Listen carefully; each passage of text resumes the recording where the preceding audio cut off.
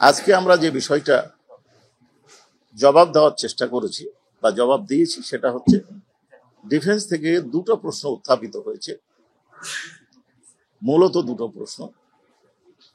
একটি হচ্ছে যে শেখ হাসিনা উস্কানিমূলক কোনো বক্তব্য দেননি, তিনি যে বক্তব্যটা দিয়েছেন সেটা আন্দোলনকারীদেরকে উদ্দেশ্যে না, রাজাকার উনি সাধারণ অর্থে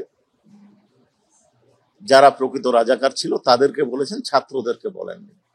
দ্বিতীয়ত, উনি যে আদেশ দিয়েছেন লেথাল উইপেন ব্যবহারের, এইটা সরকারের অর্থাৎ সিআইডি কর্তৃক পরীক্ষিত হয়েছে, তৃতীয় পক্ষ কর্তৃক পরীক্ষিত হয়নি। এ দুটোর উত্তর আজকে আমরা দিয়েছি। শেখ হাসিনার ওই দিনের বক্তব্যের পরবর্তী অংশ যদি আমরা দেখি, যেটা গোটা জাতিই দেখেছে, সেটা হচ্ছে যে তিনি রাজাকার বলে ক্ষান্ত হননি, পরবর্তীতে বলেছেন যে রাজাকাররা ছিল পরাজিত, পরাজিতরা বেশি মেধাবী না যারা বিজয় অর্জন করেছে তারা মেধাবী। তার মানে উনি পরিষ্কার আন্দোলনকারীদের উদ্দেশ্যে এ কথা বলেছেন। শুধু এই না, একজন কোটাধারীর বিশেষভাবে উল্লেখ করে একজন কোটাধারীকে লক্ষ্য করে তিনি কিছু কথা বলেছেন, যেটা আপনারা দেখেছেন। দ্বিতীয় বিষয় আমরা যেটা খণ্ডন করেছি সেটা হচ্ছে যে এই যে শেখ হাসিনার সাথে তাপসের আলাপ, হাসানুল হক ইনুর আলাপ এবং ঢাকা বিশ্ববিদ্যালয়ের ভাইস চ্যান্সেলর মাকসুদ কামাল সাহেবের সাথে আলাপ, এইটার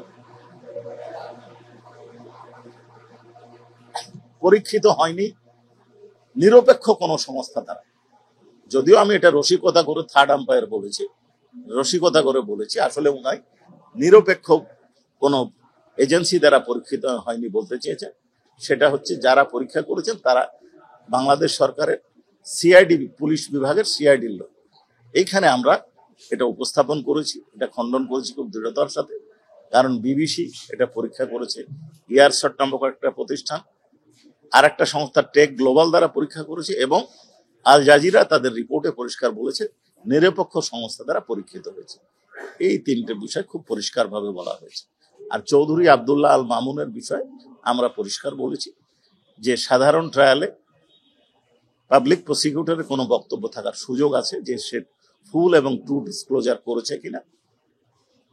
কিন্তু এই ক্ষেত্রে এই আইনে অনারেবল ট্রাইব্যুনালে যে আইনে বিচার হচ্ছে তাতে পুরোপুরি এখতিয়ার হচ্ছে ট্রাইব্যুনালের।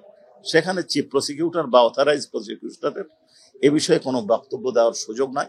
তারপরেও প্রসিকিউশন হিসাবে আমরা বলেছি যে আমরা তাকে রিলাই করেছি বলে তাকে হোস্টাইল করি না, তার বক্তব্যে ফুল এবং ট্রু ডিসক্লোজার আছে বলে আপাত দৃষ্টিতে আমাদের কাছে মনে হয়েছে।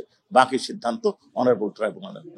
সাধারণ ট্রায়ালে অর্থাৎ সিআরপিসি যে ট্রায়াল হয়, পেনাল কোর্টে যে ট্রায়াল হয়, এইটাতে পাবলিক প্রসিকিউটরদের এটাতে অবজেকশন দেওয়ার, আপত্তি দেওয়ার এখতিয়ার আছে। কিন্তু অনারেবল ট্রাইব্যুনাল অর্থাৎ আন্তর্জাতিক অপরাধ ট্রাইব্যুনাল 1973-এর 15 অনুযায়ী যারা অ্যাপ্রুভার হয়, এ বিষয়ে চিফ প্রসিকিউটর বা অথরাইজ প্রসিকিউটরের কোনো বক্তব্য দেওয়ার কোনো সুযোগ নেই।